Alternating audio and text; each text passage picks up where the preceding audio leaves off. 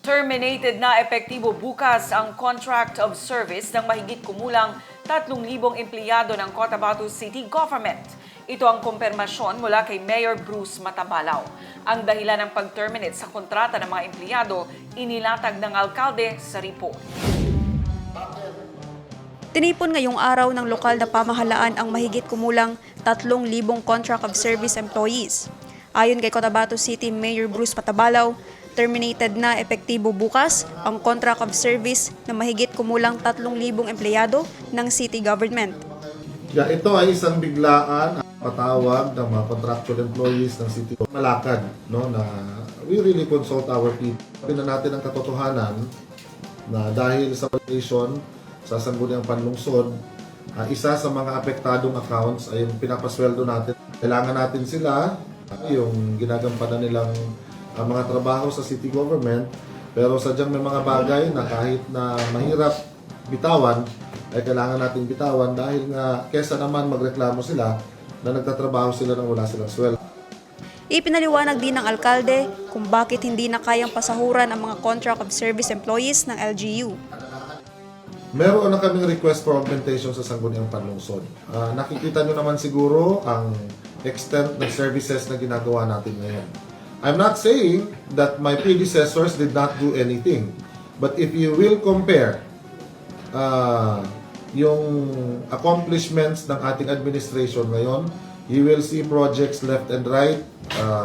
Benefits of the city government employees are given on time.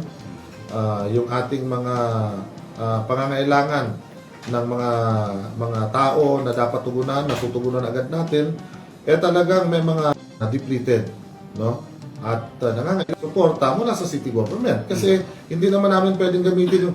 Alam niyo ang source nitong atin palang ipinadalang request doon for augmentation, ito ng city government. So wala natin ang pera ng city government. Hindi po ito kagaya nung pag-assume ko na 49,000 pesos lang ang inabutan ko. Ngayon, kahit sino ang papalit sa akin, halimbawa, palayo lang siyempre, kaya di po ko ganahan nga ma-suspend ko. Pero kung sino man ang uupo dito sa table ko, mag-check kayo ng record, maraming pera ang city government.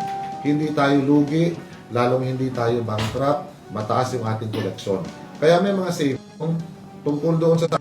Bakit daw sa salary savings kukunin? Saan pala kukunin? Diba? Saan natin kukunin kung hindi sa salary? Ngayon, parang minamasama pa na meron tayong salary savings. Bakit daw nagkaroon ng savings? What a question. Lahat po. Lahat ng executive department. So including yung mahal nilang QRT, matatanggal na po. Maliban na lang kung pipirma sila ng undertaking that they want to continue. Voluntary. Yeah, voluntary. Wala kaming pinipilit. Kung lahat gustong umalis, fine. Kung lahat gustong magstay, okay. Pero yun, antay tayo kung kailan magkakameron ng pangsweldo sa kanila. Nilinaw ng alkalde na hindi bankrupt ang lokal na pamahalaan. Hindi po bankrupt ang city government. No? Baka sabihin na naman, ayan, dahil sa ikaw ang mayor, sa kakukurakot mo na ubos ang pera ng city government. Pwede po ninyong kalkalin ang ating records. They are official. You can see, sadyang ang account lang po na pampasweldo ng contractual employees ay nag-desisyon ako at ang mga department heads na itigil na lang muna. So we will terminate their contracts effective tomorrow. Hanggang ngayong araw, magpapasweldo pa po tayo ng mga contractual employees. But we cannot afford na magtrabaho sila nang wala silang aasahang sweldo mula sa city government.